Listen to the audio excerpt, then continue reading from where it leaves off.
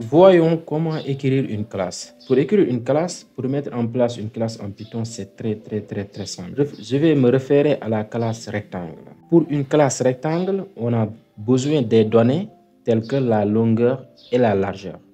Donc la longueur et la largeur constituent l'état de la classe rectangle. Et on peut avoir un comportement qui est par exemple calculer la surface ou bien calculer le périmètre. Donc ici, pour déclarer une classe, on utilise le mot-clé classe suivi du nom de la classe. Par convention, le nom de la classe commence par une lettre majuscule. Après, on met 2 points. Après, on décale. On fait tabulation. Et même avec VS Code, c'est automatique. Et on met ici l'état ainsi que le comportement. Voyez ici, c'est aligné. Eh bien, ça constitue la portée de la classe. Là, ici, on a mis directement les variables en les initialisant directement. Et là, ici, on a les méthodes. La méthode calculer surface. Une méthode, c'est comme une classe, c'est comme une fonction plutôt. La création de méthode et la création de fonction, c'est identique. C'est ce qu'une méthode est encapsulée dans une classe. Une méthode se trouve dans une classe. Par contre, une fonction est indépendante des classes. Pour accéder à une méthode, on passe par la classe, par un objet de cette classe-là. C'est juste ça la différence entre méthode et fonction. Et là, ici, pour les méthodes d'une classe, chaque méthode doit contenir au moins un attribut qui est self. Self désigne en fait l'objet courant. Aussi simple que ça, l'objet courant. Si je crée un objet à partir de cette classe-là, eh bien, l'objet courant est référé par self. Si je veux accéder à sa largeur, ou bien à sa longueur, ou bien à une de ces méthodes, eh bien, ou bien à la calcul de surface, à une de ces méthodes, je peux me référer à self. Je vais passer par self. Donc, self fait référence à l'objet courant. Alors, essayons de mettre ça en pratique. Essayons d'implémenter cette classe-là.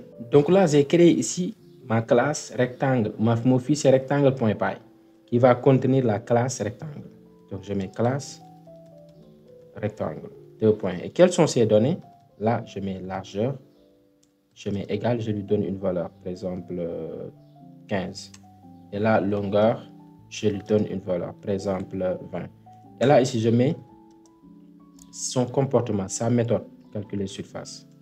Calculer surface. Là, je mets self, c'est obligatoire. Voilà. Et si la méthode contient d'autres paramètres, je mets self, après je mets les autres paramètres séparés par virgule. C'est comme avec les fonctions. Voilà. Mais la présence de self, de l'attribut self est obligatoire. Et là, ici, je peux faire quoi pour calculer? Je peux mettre return directement. Ou bien, je peux mettre ici la variable surface. Égale, si vous voulez, égale self.longueur multiplié par self.largeur. Donc, pour accéder à la longueur de l'objet courant, on utilise self.longueur.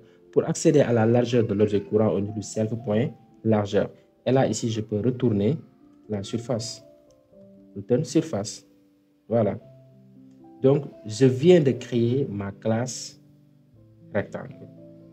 Donc, une classe n'est rien d'autre qu'une constitution de données et des méthodes. Autrement dit, d'état et de comportement. Maintenant, cette manière de procéder ici, on peut dire que ces variables-là possèdent toujours la même valeur. Ou bien, si je veux modifier leur valeur, je dois passer par la classe. Alors, comment créer des variables dynamiques? Comment créer des variables dynamiques? Parce que là, ici, si je crée des objets à partir de rectangles, eh bien, ces objets-là auront les mêmes valeurs de largeur et longueur. En réalité, ça ne se passe pas comme ça. Ici, l'état d'une classe est dynamique. C'est-à-dire, chaque objet a ses propres valeurs. Eh bien, pour faire ça, on fait recours à ce qu'on appelle un constructeur. Un constructeur permet tout simplement de créer des objets à partir d'une classe en initialisant son état, en initialisant ses données. Ici, en Python, le nom du constructeur, c'est _init _. Contrairement à d'autres langages de programmation. Le constructeur, c'est une méthode, mais une méthode spéciale, dont le nom est toujours __init _. Donc ici, dans cette classe-là, je vais essayer de mettre en place le constructeur. Donc, voilà ici la syntaxe d'un constructeur. On met def, le nom du constructeur, après on met les paramètres qui seront affectés à nos propriétés, à nos données, aux données de la classe. Vous avez vu ici.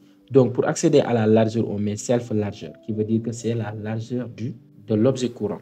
Self longueur, la longueur de l'objet courant. Self couleur, la couleur de l'objet courant. Et là, regardez bien ici, j'ai mis couleur égale rouge. Ça veut dire quoi? Là, je peux donner une valeur par défaut. Lors de la création de l'objet, je peux soit donner une couleur ou bien non. Le cas où je ne donne pas de couleur, eh bien, il y a une couleur par défaut qui est définie, c'est la couleur rouge. Donc ici, on peut dire que la donnée couleur est optionnelle. Ce n'est pas obligatoire, est optionnelle. Si elle n'est pas fournie, il y a une valeur par défaut qui est rouge. Aussi simple que ça. Alors là, ici, si on met en place un constructeur, on n'a pas besoin de définir ici en haut les propriétés, les données. Donc, on met directement le constructeur comme ça. Voilà. Et n'oubliez pas de mettre le self. Chaque méthode d'une classe possède self. Un constructeur aussi, c'est une méthode. Après, je mets ici longueur, largeur. Vous avez vu? Là, si je veux, je peux ne pas mettre couleur. Et là, ici, qu'est-ce que je vais faire? Je vais initialiser ces propriétés-là, ces données-là. Je mets self longueur égale longueur. La longueur que j'ai passée en paramètre, cette longueur-là. Je fais de même pour self largeur égale largeur. Donc, en procédant ainsi, on crée nos propriétés, l'état de notre classe, à travers cette méthode-là.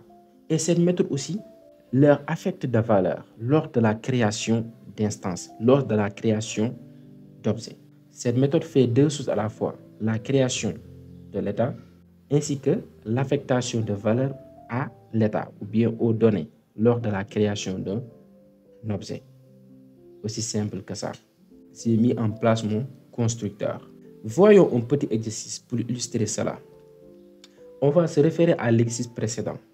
Dans l'exercice précédent, je vous ai demandé de repérer des classes ainsi que leurs attributs. Si je dis attributs, j'ai regroupé état et comportement. Si vous voulez données et méthode, ou bien caractéristiques et méthode, ou bien propriétés et méthode. Donc, il y a plusieurs appellations. On va essayer de mettre en place ces classes-là. Donc, regardez bien ici. J'ai déjà réalisé ces classes. Et bien ici, dans la classe restaurant, j'ai mis en place un constructeur qui me permet de créer les attributs, non, je dirais l'état, les données, en les initialisant. Donc, si je veux créer un objet, eh bien, je vais passer par le constructeur. Voilà. Et là, ici, j'ai défini ces méthodes, c'est-à-dire son comportement.